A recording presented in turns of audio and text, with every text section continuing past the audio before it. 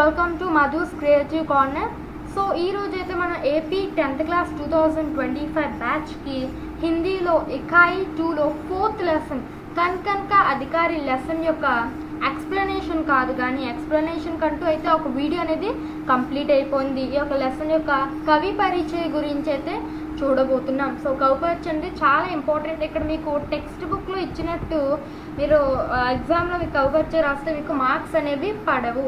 ఏదైనా ఒకటి చేస్తే సిస్టమేటిక్గా రాయాలి. సో అలా సిస్టమేటిక్ వేలో దానిలో మెయిన్ ఇంపార్టెంట్ పాయింట్స్ నీట్గా అలైన్మెంట్ చేసి మీకైతే ఇప్పుడు చెప్పబోతున్న ఎక్స్ప్లెనేషన్ అనేది కవి పరిచయం గురించి ఇవ్వబోతున్నాం కనకనక అధికారి. సో దీనికైతే లెసన్ ఎక్స్ప్లెనేషన్ ఆల్రెడీ జరిగిపోయింది. ఈ యొక్క వీడియో అనేది మీరు మా ఛానల్లో ప్లేలిస్ట్లో హిందీ సబ్జెక్ట్ ప్లేలిస్ట్ అనేది ఉంటుంది. సో అది ఓపెన్ చేసి అందులో మీరు లెసన్ యొక్క ఎక్స్ప్లెనేషన్ ఏ లెసన్ అయినా చూసుకోవచ్చు. సో ఇప్పటికైతే ప్రజెంట్ 4 లెసన్స్ వరకు అప్లోడ్ అనేది చేయడం జరిగింది. సో చాలా ఫాస్ట్గా రిమైనింగ్ లెసన్స్ కూడా కంప్లీట్ అవుతాయి, అవి చెక్ చేసుకోండి.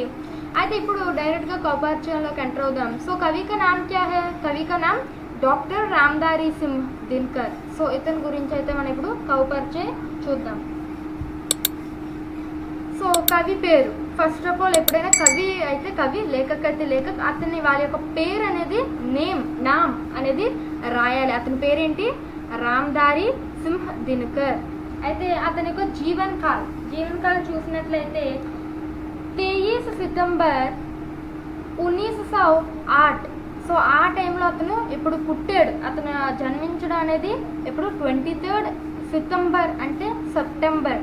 సో సెప్టెంబర్లో 1908లో పుట్టడం అనేది జరిగింది. సో అతను ఎప్పుడు మరణించాడు? ఉన్కా మృత్యు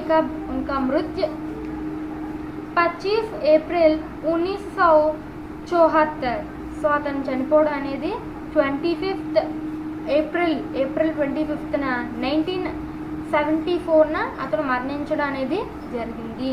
ఉనికి ప్రసిద్ధ రచనాయం, అతని యొక్క ప్రసిద్ధ రచనలు ఏమేమి చేశారంటే रेणुका हुनकर रसवंती कुरुक्षेत्र సంస్కృతి కే 4 అధ్యాయ ఆది. సో ఇలాంటి రచనలు అనేది ఇంకా చేశారు. అండ్ విశేషత క్యా హై?